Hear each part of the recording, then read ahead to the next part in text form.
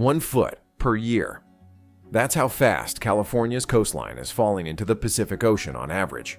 Federal, state, and local governments are now spending billions of dollars to stop it, and many experts believe the ocean will win anyway. 950 miles of California's 1,100 miles of coastline is actively eroding, according to Gary Griggs, a distinguished professor at UC Santa Cruz who has studied this phenomenon for 57 years. Famous coastal cliffs, scenic highways, multi-million-dollar homes, and critical rail infrastructure are all retreating into the sea, and the problem keeps accelerating. What's unfolding in California represents one of the largest and most expensive battles between human engineering and geological reality ever attempted. More than $50 billion in property hangs in the balance, along with over 20,000 homes and infrastructure that millions of Americans rely on daily. Understanding why California's coast is crumbling starts with understanding what it's made of. Cliffs make up 72% of the state's coastline, and those cliffs contain some of the weakest rock formations in North America. Geologists call the dominant rock type the Franciscan complex, and they've described it as a jumbled mess of different rocks all swirled together. Formation occurred between 150 and 66 million years ago, during which this material was crushed, squeezed, torqued, and shattered. Rock that appears solid is actually inherently unstable. The Pacific North American plate boundary runs right through California. The famous San Andreas Fault defines the western extent of these formations, and tectonic activity has carved steep coastal terrain riddled with fractures. Erosion rates climb highest where the rock is most fractured. Winter storms send waves crashing against cliff bases, undercutting them, and then rainfall triggers the actual collapse. Research from the Scripps Institution of Oceanography found that cliff erosion actually correlates more with rain than with wave action.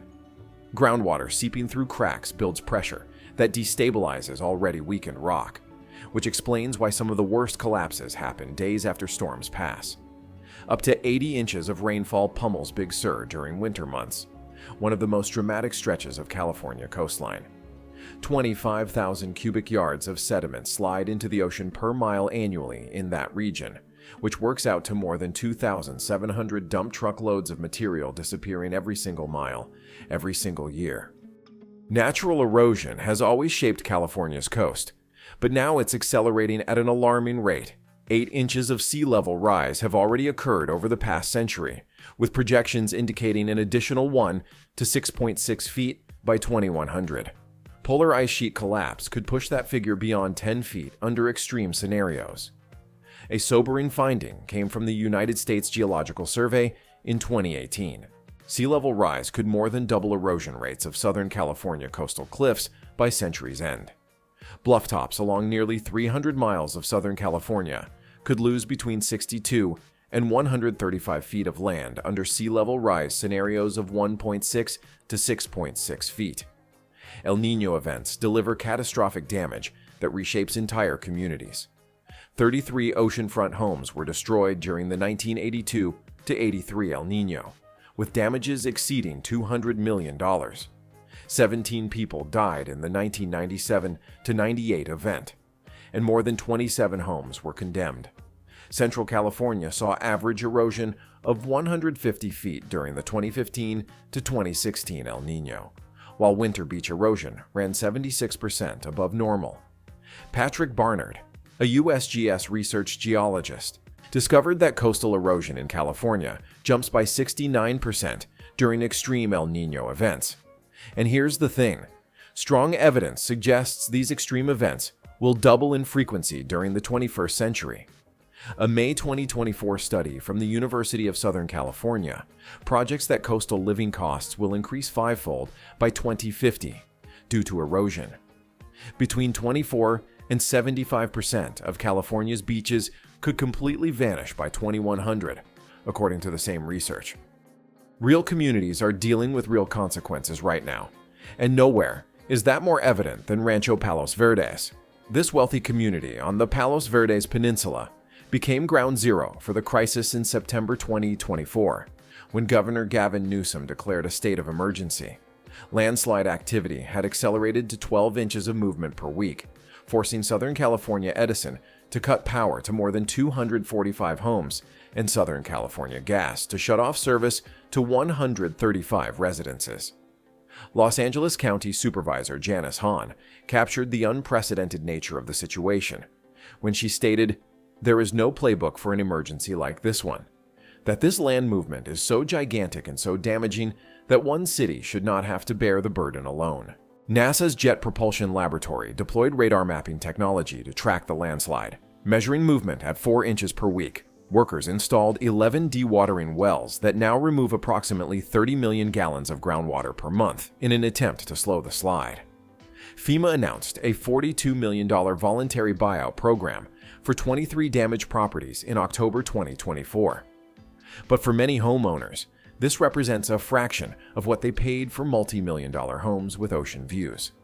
Pacifica, just south of San Francisco, faces a different but equally challenging situation. Coastal bluffs there have been eroding at 1.5 to 2 feet per year, and more than 1,100 parcels are vulnerable under a 5.7-foot sea level rise scenario. Bob Battaglio, a coastal engineer working in Pacifica, put it bluntly when he said they're looking at hundreds of millions of dollars of losses no matter what they do or don't do. February 2024 brought the crisis near UC Santa Barbara when a cliff collapse in Isla Vista evacuated 4 apartment units and displaced more than 45 people.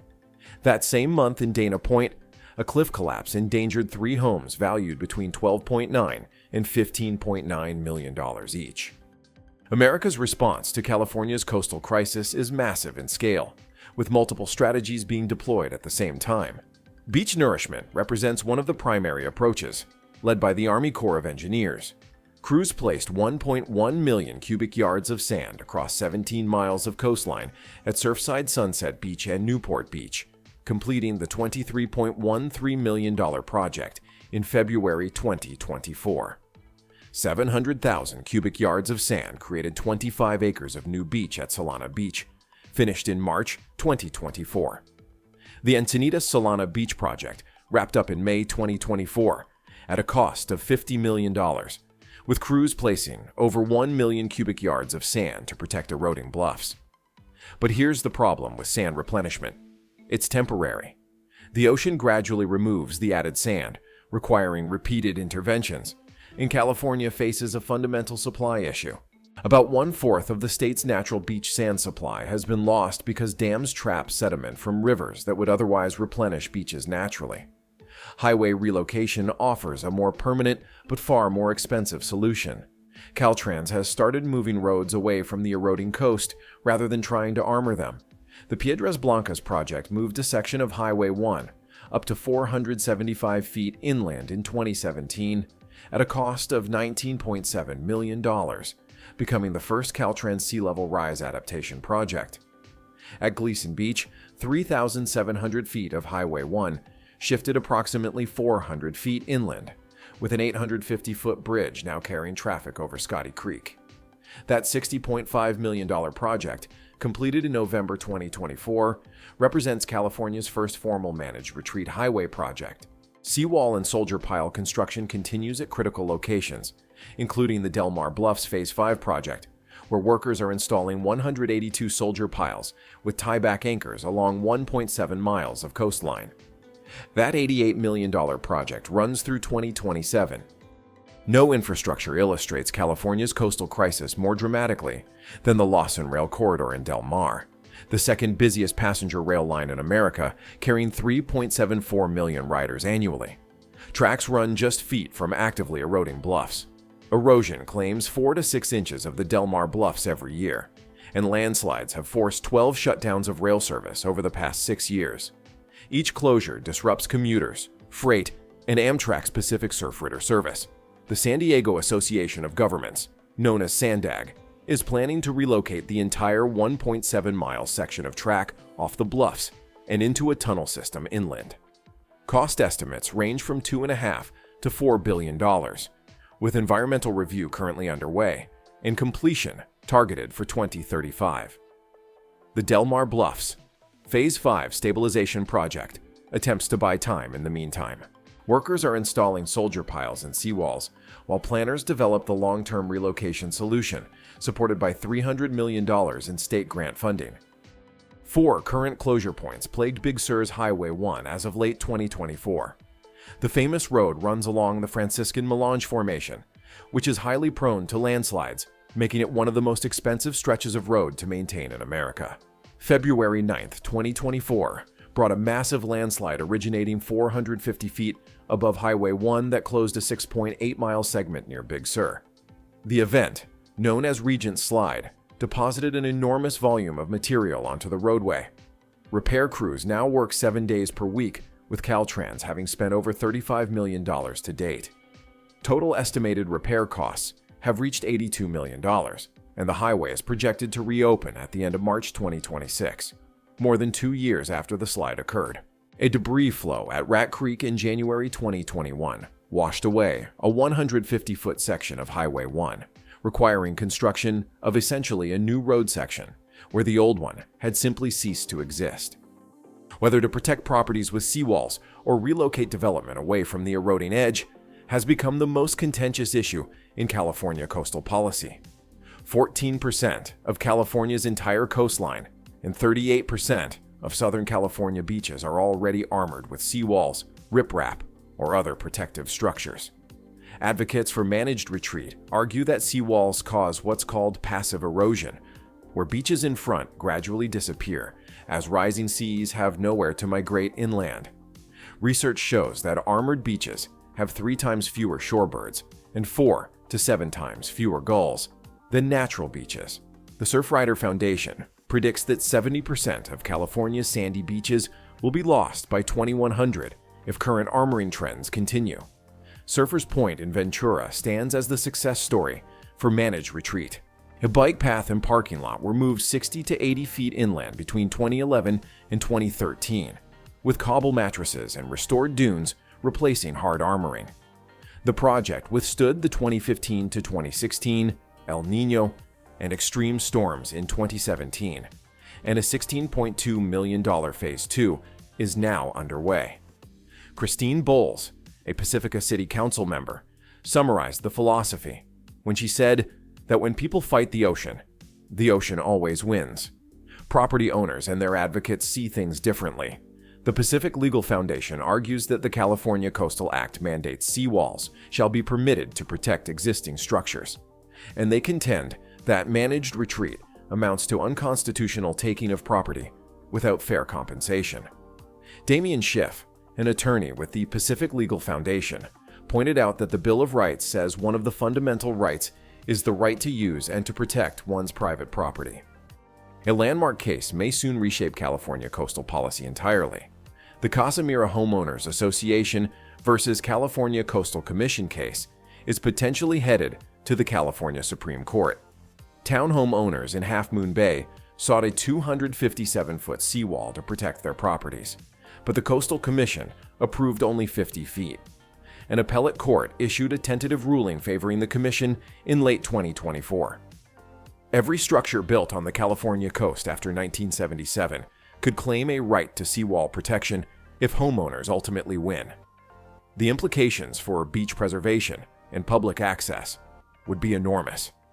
USGS researcher Patrick Barnard has warned that coastal change, cliff retreat, sea level rise, and extreme storms could expose more than 250,000 residents and $50 billion in property to erosion or flooding in Southern California by the end of the century. California Coastal Commission Chair Justin Cummings acknowledged the complexity when he said that the coastline is not the same everywhere, and there is no one-size-fits-all approach to dealing with sea level rise. More than 20,000 California homes face chronic flooding risk by 2045, according to the Union of Concerned Scientists, and the assessed value of those properties exceeds $15 billion. Development pressure continues despite these warnings. The 30-year gap between major El Niño events from 1941 to 1972 coincided with a period of intense coastal development. Many California beach homes were built during an unusually calm period and have never experienced extreme erosion conditions. Those conditions are returning. Even historic landmarks can't escape. The Wayfarers Chapel in Rancho Palos Verdes, A famous glass church designed by Lloyd Wright, son of Frank Lloyd Wright, was disassembled in 2024 for relocation due to landslide activity. California's coastal erosion crisis represents a collision between geology, climate change, property rights, and environmental protection. Billions of dollars are flowing into both armoring and retreat strategies, with no consensus on the right approach. The question isn't whether California's coast will continue eroding, because the geological forces are unstoppable. The question is how America chooses to respond and who bears the cost when the ocean inevitably reclaims what it once gave. Decisions made in the coming decade will shape California's coastline for the next century, whether those decisions involve building more walls, moving more roads, or accepting that some communities simply cannot remain where they are. The ocean will continue its patient, relentless work regardless. The coast is sliding into the sea. America is spending billions to slow it down. Only time will tell which force proves stronger. If you found this video informative, please consider subscribing and hitting that notification bell so you don't miss our next deep dive into the engineering challenges shaping our world